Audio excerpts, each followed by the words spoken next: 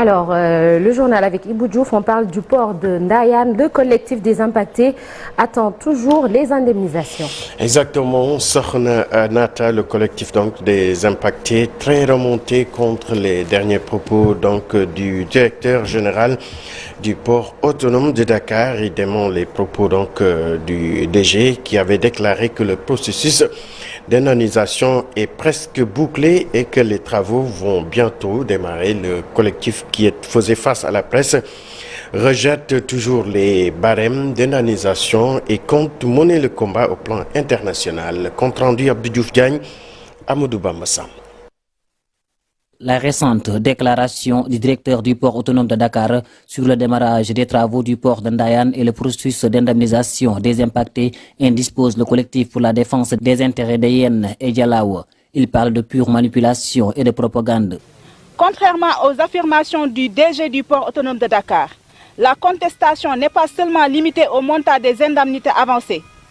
Les impactés décrivent le détournement d'objectifs et les procédures illégales et opaques utilisées, réduire une opposition à des motivations exclusivement financières, traduites par une méconnaissance profonde des réalités historiques, culturelles, sociales et économiques de la zone. En outre, les populations refutent son assertion selon laquelle 95% des impactés sont du département de Mbour et 5% du département de Rufisque. En attendant d'internationaliser le combat, le collectif a arrêté un certain nombre de résolutions. Le collectif exige au DG du port autonome de Dakar et aux autorités administratives qui lui servent de bras opérationnels d'arrêter l'intimidation des populations. Le collectif de Dialaw informe le président de la République, son Excellence M. Macky Sall, que les autorités administratives qui sont sous ses ordres sont à la manœuvre d'opérations illégales, injustes, improvisées et attentatoires aux droits et à la dignité des populations. Le collectif de Dialaw dénonce ces déclarations irresponsables de M. Muntaga Rassinsi sur l'imminent démarrage des travaux alors qu'aucun préalable n'est rempli. Le collectif de Dialaw appelle les responsables de Dubai Port World à faire preuve de lucidité face à cette situation injuste envers les populations impactées par le port du projet de Ndayane. Le collectif des impactés de Dialaw rejette les barèmes d'indemnisation et parle d'une vaste tentative d'expoliation foncière en cours.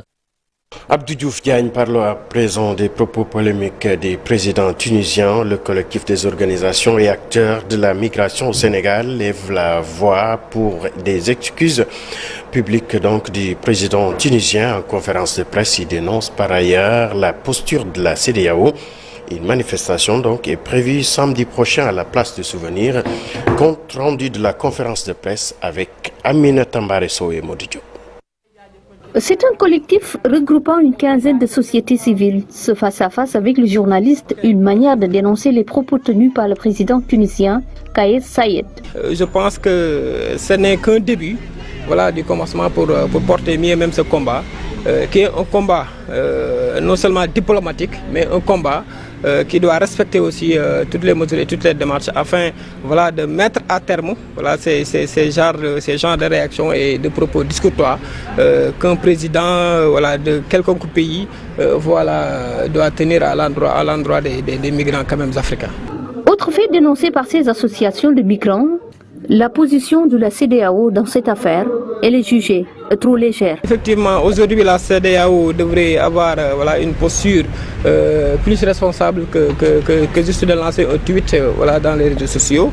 C'est aussi d'aider les présidents, les présidents qui sont au niveau de la communauté, que ce soit les autres présidents qui sont en Guinée, en Mali, mais aussi non seulement à la Côte d'Ivoire. De les aider non seulement à procéder de façon claire et nette, mais aussi de façon très facile, le rapatriement aussi de leurs compatriotes. Après le sitting avorté devant l'ambassade de la Tunisie, le collectif des organisations et acteurs de la migration au Sénégal projette une manifestation à la place du Souvenir. Nous comptons organiser une grande manifestation le samedi prochain à la place du Souvenir. Nous comptons organiser un sit-in pour justement déplorer ces propos et inviter le président tunisien à retirer ses propos d'une extrême gravité. Donc nous poursuivons notre plan d'action. Autre plan d'action pour pousser le président tunisien à revenir sur ses propos jugés racistes. Merci Aminata Mbaré. L'actualité des sports à présent, football, CAN U20, le Sénégal est en finale. Exactement, Sornanata, encore une autre finale pour les Lions du Sénégal qui a étrié hier la Tunisie. 3-0, c'était en demi-finale et file en finale, une compétition donc pour la 4e fois d'affilée. Les Lionceaux vont rencontrer en finale la Gambie. Le récit signé Chersadi Bouchara.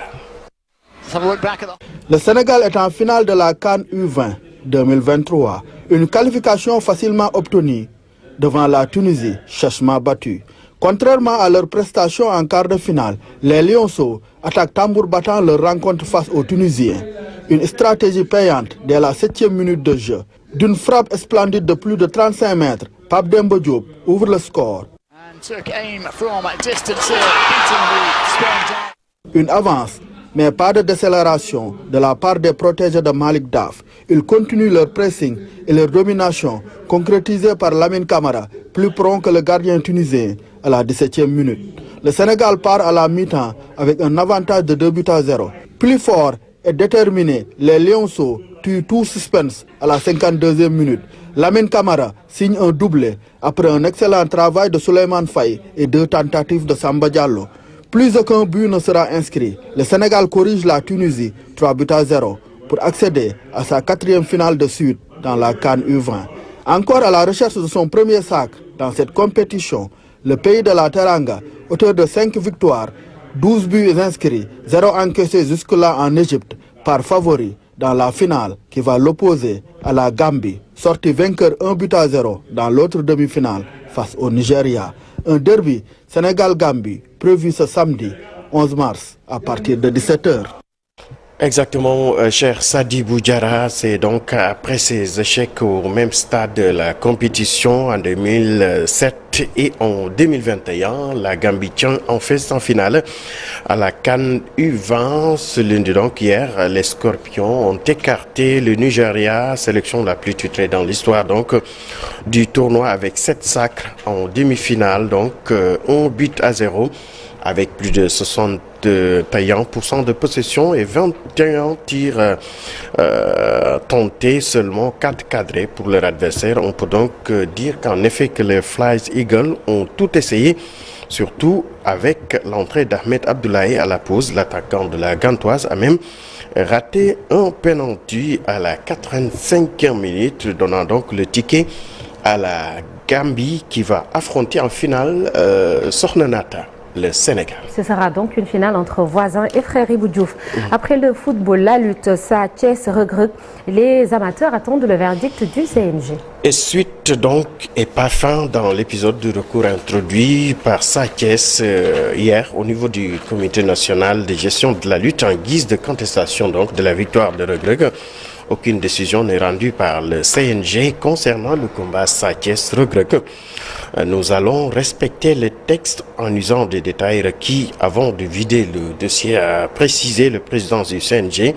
Et à ce propos, la date du 8 mars a été annoncée pour la publication de la note circulaire actant le verdict du combat officiel Sa Thiès sur Reug suite au recours déposé par le staff du lutteur Sa Thiès. N'est-ce pas, Malik? Effectivement, il y a eu une fausse information qui a circulé hier, disant que le contentieux a été vidé et que la victoire a été donnée à Sa Thiès. Ce qui n'est pas vrai parce que hier, effectivement, le CNG a tenu sa réunion hebdomadaire, mais le dossier n'a pas été vidé. Ce qui est sûr, c'est que le président Bassirou Babou, qui est le manager de Sa Thiès, a déposé le recours sur la table du CNG, mais c'est la commission règlement et discipline du CNG qui doit statuer en la matière. Et cette commission ne s'est pas encore réunie. Pour que la commission puisse se réunir, il faut que le recours soit déposé avec les frais et afférents. Il faut également que tous les rapports, le rapport de l'arbitre, le rapport du superviseur, soient réunis pour que la commission puisse statuer et les principaux concernés seront les premiers informés par procès-verbal. Mais jusqu'à présent, rien n'a filtré et que vraiment le CNG a formellement démenti ça par le biais de son président. On attend donc demain Maodo El Hadj Malick, donc 8 mars pour le verdict concernant donc le combat. Mercredi peut-être le dossier sera vidé et l'autre information supplémentaire, les 2 lutteurs vont être auditionnés par le CNG ce mercredi, non pas pour le combat mais pour les actes de violence qu'il y a eu avant, c'est-à-dire pendant leur dernier face-à-face qui n'avait pas eu lieu. Donc ils seront auditionnés et cette audition est antérieure au combat. Merci. Des images. Le cas de Sathiès, il a déposé un recours. Oui, parce que le manager de Sathiès a déposé le recours. Oui, merci beaucoup pour ces éclairages. Donc c'était tout, Sokhna Nata, pour la première case TAS Actu. Oui, merci beaucoup Ibou Diouf tout à l'heure, c'est ça, pour le journal. Ce sera également en Wolof, mais sous forme de brève. Et puis, toujours dans la première partie, dans la rubrique Un jour au Sénégal, un jour dans le monde. Ce matin, retour sur le départ pour la Mecque de Serigne Fallou Mbacké, Ibn Cheikh Ahmadou Bamba Khadimou Rassoul. C'était le 7 mars 1928. Ce sera donc l'occasion de parler des conditions et des périples du pèlerinage du deuxième khalife général des Mourides. Et pour de quoi est-il le nom ? Ce mardi, direction Rufisque, l'histoire et la géographie d'un endroit qui était très cher au président Abdoulaye Wade. Tout de suite, l'actualité internationale.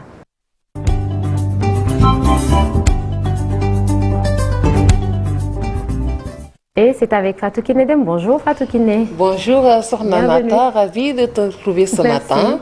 Bonjour Chérif, bonjour Doyen Malick, bonjour Ibou Diouf, bonjour également aux téléspectateurs qui nous regardent. Chérif, bonjour, on dit rien du tout. Qu'est-ce qui ne va pas? Fatou Kiné, aujourd'hui c'est toi qui lance les prix Fatou Kiné. Fatou Kiné, non vraiment je t'envie. Ah bon, pourquoi? Ah oui, quand je t'ai vu vraiment dans les méandres voilà, des mangroves, non, c'est très beau. Ouais. C'est très beau. Avec une très belle verdure d'ailleurs. Ah ouais. En tout cas, c'était très bien, Fatou Kiné, voilà. Merci beaucoup. Merci Malick. Fatou Kiné, la voix suave des îles. Alors, l'actualité internationale nous mène en République démocratique du Congo. Un nouveau cessez-le-feu est prévu ce mardi. C'est ça, Fatou Kiné.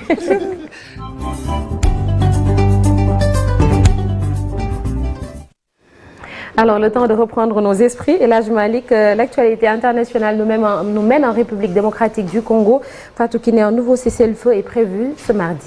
Ce mardi, tout à fait, et ce malgré la persistance des tensions. Le M23 est censé appliquer un cessez-le-feu à partir d'aujourd'hui à 12h. L'annonce a été faite par les autorités angolaises qui assurent la médiation entre Kinshasa et Kigali. Le président angolais Joao Lourenço avait obtenu le 17 février 2023 à la suite du mini-sommet sur la paix et la sécurité dans la région des Grands Lacs tenu à Addis Abeba le mandat de discuter directement avec le commandement du M23 pour faire avancer le processus de paix. Le candidat Atiku Abubakar battu à l'élection présidentielle au Nigeria a manifesté lundi avec quelques centaines de ses partisans à Abuja, la capitale, devant le siège de la commission électorale qu'il accuse de manipulation des résultats. Bola Tinubu, candidat du parti au pouvoir, a été déclaré mercredi nouveau président élu du pays le plus peuplé d'Afrique par l'INEC au terme d'un processus électoral dont la transparence a été critiquée par de nombreux observateurs. Atiku Abubakar, qui briguait la présidence pour la 6e fois, n'a pas clairement dit s'il allait saisir la justice, mais a déclaré consulter ses avocats. Et puis présidentielle en Turquie, l'opposition parvient à désigner un candidat commun face à Erdogan. Kemal Kılıçdaroğlu va affronter à la présidentielle du 14 mai le chef de l'État Recep Tayyip Erdogan au pouvoir depuis 20 ans. Les élections présidentielles et législatives ont été maintenues à la date prévue malgré le séisme du 6 février qui a fait plus de 46 000 morts et dévasté des zones entières du sud et du sud-est du pays. Kemal Kılıçdaroğlu, à la tête du parti républicain du groupe CHP social-démocrate depuis 2010, a promis un retour au jeu démocratique s'il est élu en mai. Et nous terminons avec la Banque mondiale qui va suspendre, dit-elle, jusqu'à nouvel ordre, son cadre de partenariat avec la Tunisie après les attaques visant des migrants dans le pays à la suite d'un discours du président tunisien Kais Saied fin février dénonçant des hordes de migrants clandestins selon un courrier adressé à ses équipes par le président de la Banque mondiale David Malpass, qui rappelle que l'institution n'était pas en mesure de poursuivre ses missions sur place compte tenu de la situation, alors que la sécurité et l'inclusion des migrants et minorités font partie des valeurs centrales d'inclusion, le respect et l'antiracisme plutôt de la Banque mondiale. C'est tout, Sokhna Nata, pour les actualités internationales. Merci Fatou Kiné, et l'actualité internationale revient tout à l'heure. Ce sera en Wolof et sous forme de brève. Dans la seconde partie de l'émission, nous recevrons aujourd'hui Aminata Ndiaye Fall, membre du collectif des familles des victimes des émeutes de mars 2021. Et puis, à ne pas oublier tout à l'heure, la revue de presse avec Cheikh Diop. Et puis, de quoi est-il le nom? Aujourd'hui, direction le département de Rufisque. Tout de suite donc, la une des journaux.